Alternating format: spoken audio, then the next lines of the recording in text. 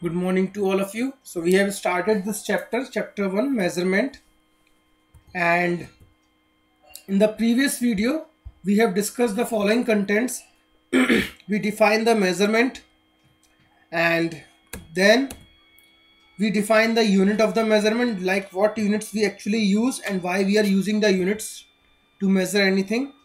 Then we have discussed about few important terms like length, mass, time, temperature. So these terms we have discussed.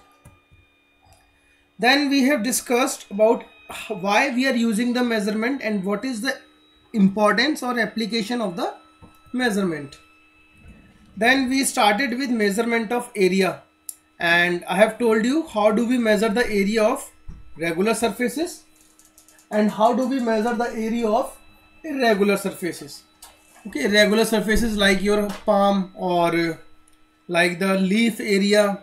So all those were irregular surfaces, and we have discussed the method how do we measure it.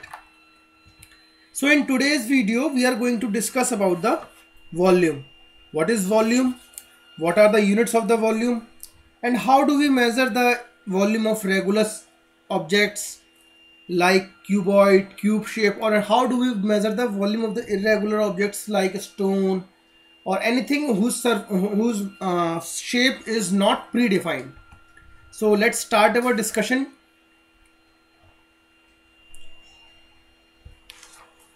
Okay, so measurement of volume.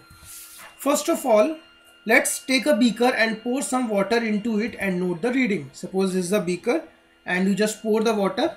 So reading here is 30 centimeter cube. Now after that, tie a stone in the thread and suspend it into the water. What do you observe? The level of the water in the beaker has risen. So you just tie the stone and you just dip it inside the water. So what you came to know, the level has increased from 30 centimeter cube to 60 centimeter cube. Now, why does there is increase in level? What is the reason? The level has been increased. The reason is the stone has displaced the water and occupied space. Okay, this is a very familiar thing. Suppose you must have noticed a bucket full of water is there with you, and if you put your hand inside it or if you put any object in that bucket, then you must have seen the water in the bucket starts to fall. If that bucket is full of water till its upper level. So similarly the case is there when you just dip the stone in, suspend the stone inside this water. The level has been increased because that stone has displaced the water and occupies some space. So this space occupied by the object is known as volume of the object.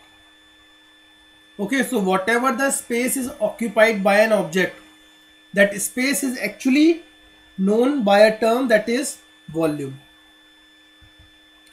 So like volume is also a measurable quantity, so we must be needing few units by which we can indicate the volume. So few units of volume are meter cube, centimeter cube. So like if you want to derive a relation between meter cube and centimeter cube, so we know that 1 meter cube means we will multiply 1 3 times, and 1 meter is equals to 100 centimeters. So 100 centimeter into 100 centimeter into 100 centimeter, that will give us 10 lakh centimeter cube. So we can say that 1 meter cube is actually 10 lakh centimeter cube, or in the scientific notation it is read as 1 meter cube equal to 10 raised to the power 6 centimeter cube. So whenever you want to convert meter cube to centimeter cube, you just multiply it with this, multiply it with 10 lakh, or suppose if you want to convert centimeter cube to meter cube, you just divide it by this big number, that is 10 lakh. So few other units that we will use and much familiar with you, like liter. So whenever you are, suppose you are bringing the milk is coming to your home at every morning, so you must have noticed that you are purchasing the milk by specifying like, give me 1 liter of the milk or 2 liter of the milk, like this. And important thing is 1 centimeter cube is equal to 1 ml. So we can convert those units like liter and ml into the centimeter cube or millimeter cube. So 1 liter is equals to 1000 centimeter cube. This is one conversion. And 1 meter cube is equals to 1000 liters.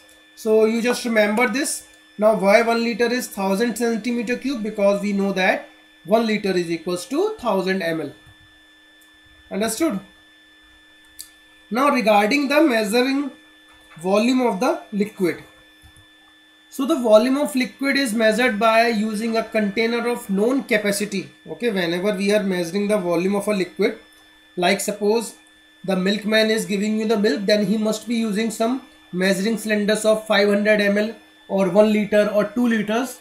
So that measuring cylinder is actually a container by which you can actually measure the volume of the liquid. Now volume or space inside that container is called its capacity. So whatever you are watching the hollow space inside that container, that hollow space is actually known as the capacity of the container. So to measure the volume of the liquid, we use measuring cylinder that you must have seen. Then measuring beaker is there, burette is there, oil dealer's measure is there. Oil dealer's measure, like whenever you have seen at the petrol pump, the person who is measuring the petrol, if you want to measure the quantity of the petrol, then he will give you an oil dealer's measure, so you can easily see whether the petrol is, whatever petrol you have purchased is accurate or not, in the accurate quantity or not. So these devices are available in different size such as 50 ml, 100 ml, 200 ml, 250, 500 ml and so on. Okay. So these devices are available in different sizes depending upon our needs. And how do we read what is the capacity that we are actually measuring, or what is the quantity of the liquid that we are purchasing? That we can easily see from those containers because they are graduated and the capacity is marked on them.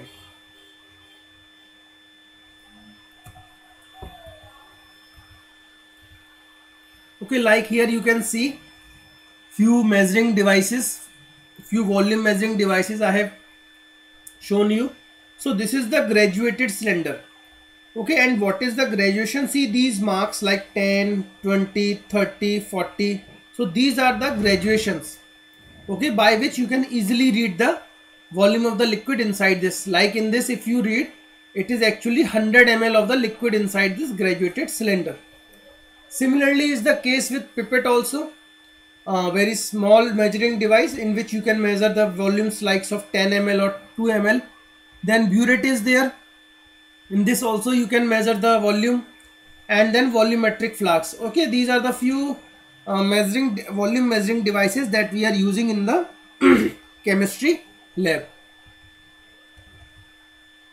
Okay, and a few variety of graduated cylinders like we have discussed 50, 250, 1000, 500, 100. So depending upon our need, we are using the graduated cylinders. Now, measuring volume of the liquids by using a measuring cylinder. So measuring cylinders are the container made of glass or plastic. Okay, they may be made up of glass or they may be made up of plastics. Now the area of cross section generally we are taking as 10 centimeters square, and they have calibrations on their wall and are graduated in centimeter cube or milliliter with 0 mark at the bottom and 100th mark at the top. They are generally used in laboratories to measure the volume of a liquid. So like I have told you, where actually we are using the measuring cylinders, we are generally using them in the laboratories so that we can measure the volume of the liquid that has been provided to us. So like this is a measuring cylinder. So it's 10 centimeter in length with marking graduated in centimeter cube or ml. So this is the lowest mark, it is 0 ml, and this is the highest mark, that is 100 ml. So whenever you want to measure the volume of the liquid, pour the liquid in an empty container and read the level by keeping the eye in line with the lower meniscus. Okay, so this is lower meniscus. We will discuss it more in the next slides. So like this is known as the measuring cylinder.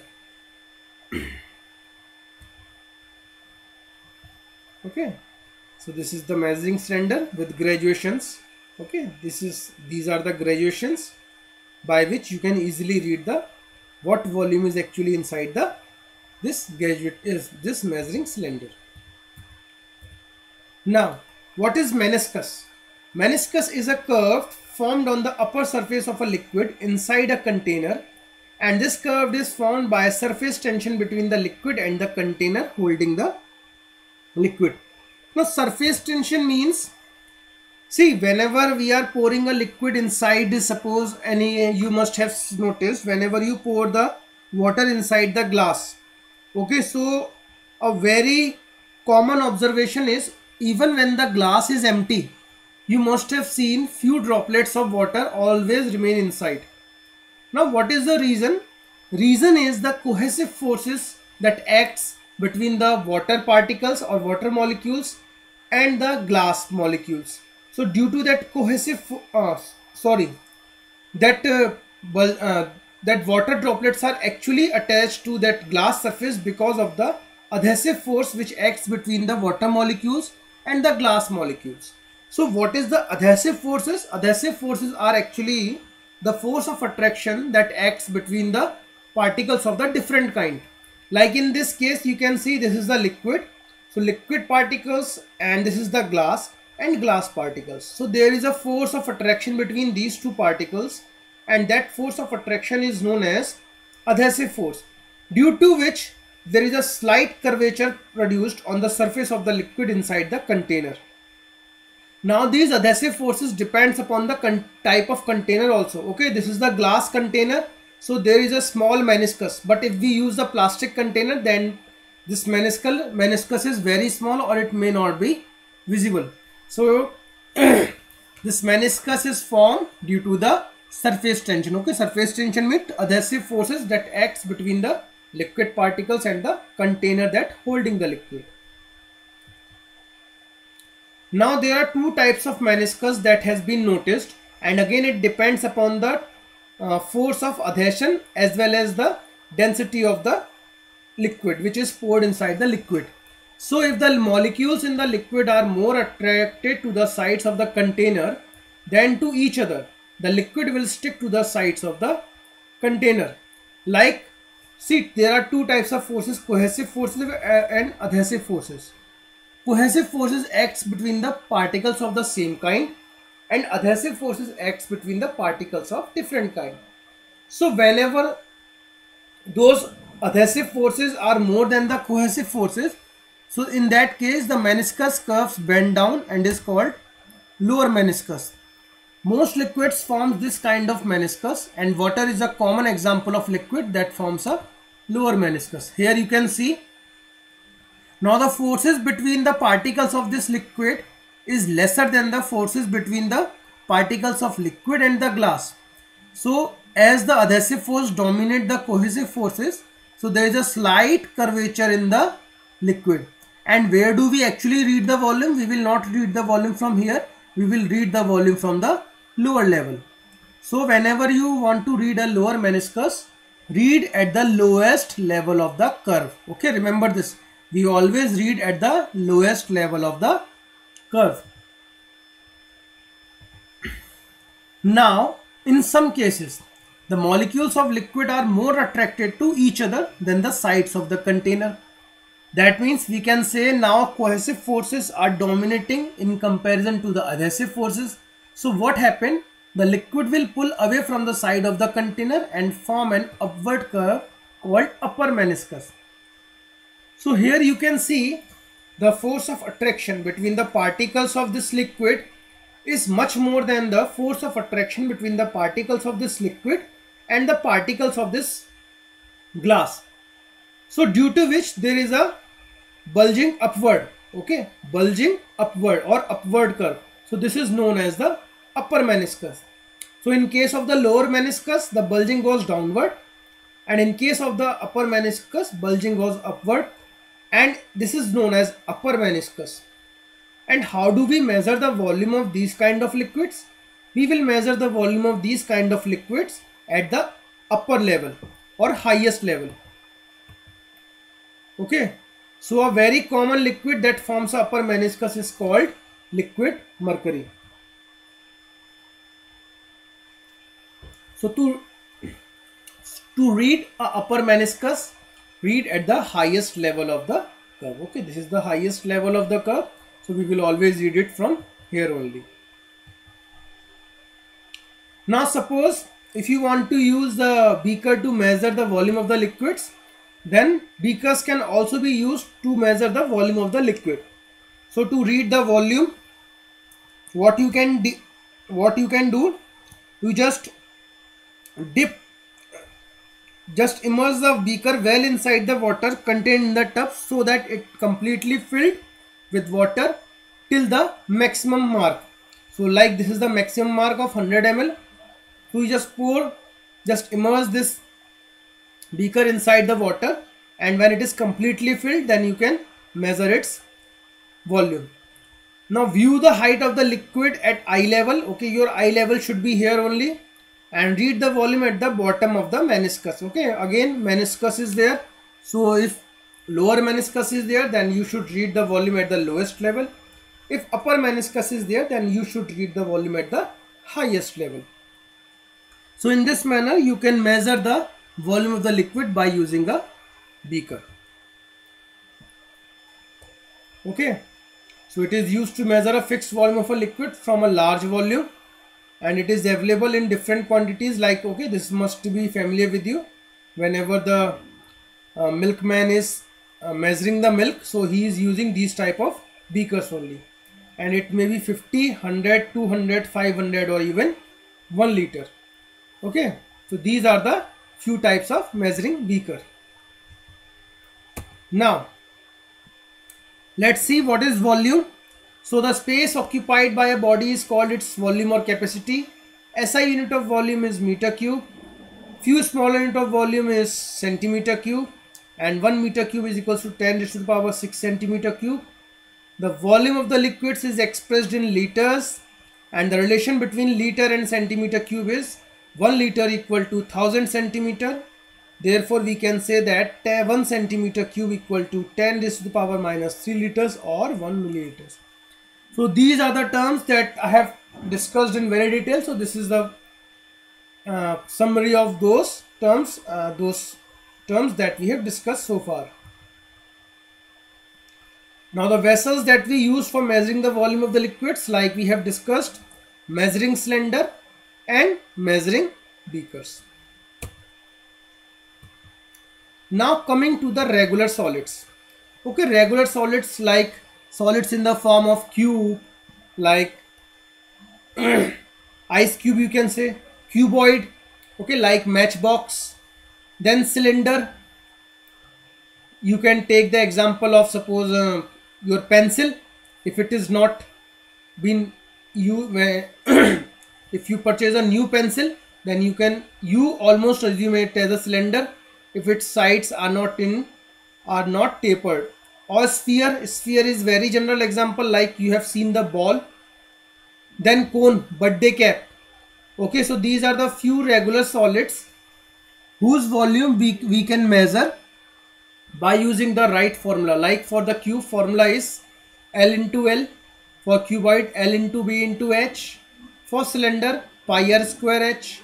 For sphere, 4 by 3 pi r cube. And for cone, 1 by 3 pi r square H. Okay, pi is a constant here whose value is approximately 22 by 7. Okay, so these are the few familiar 3D examples or regular solids that you must have seen, like cube. Okay, dice, if you are playing the Ludo or even Saap Sidi, then you must have seen. Then this is the Rubik cube, ice cube. Then rectangular prism like cupboard, eraser, this carton. Then sphere, ball, very familiar example.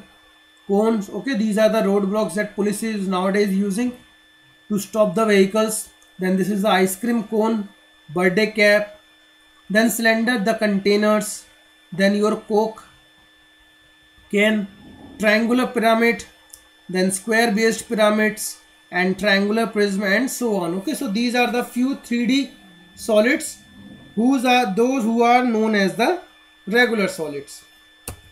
Now suppose if you wish to measure the volume of an irregular shape, so what measures you will do? Volume of the liquid displaced is equal to volume of the submerged object, that is the difference between the original volume of the liquid and the final volume of the liquid is the volume of the irregularly shaped solid. For example, suppose I have filled this graduated cylinder and its level is suppose this 50 ml.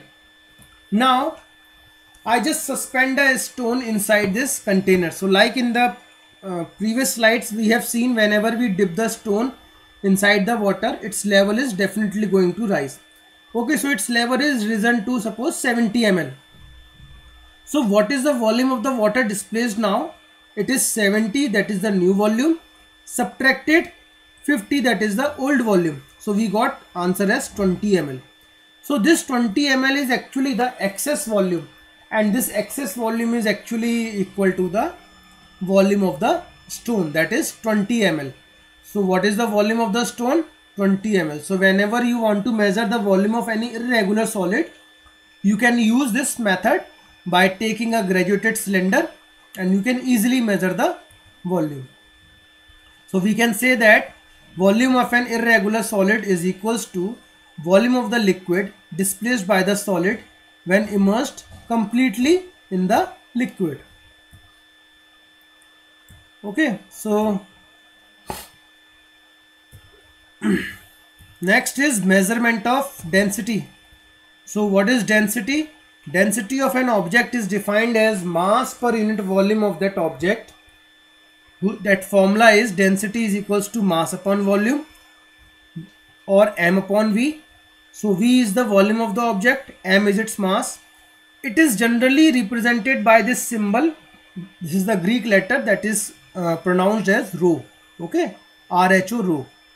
It is a physical property of the matter, that is it can be measured. An object sinks or floats on the water depending on its lightness or heaviness as compared to the water. Like if an object floats on the surface of the water or inside the surface of the water, that means density of an object is less than or equal to water. And if the object completely sinks in the water, that means density of the object is greater than the water. An object which has greater mass is called a heavy object, and the object that has less mass is called a light object. Okay, so that's it for today. We will discuss this measurement of the density in detail in the next video. Okay, till then you just read these topics in your book and understood these concepts very well. Thank you.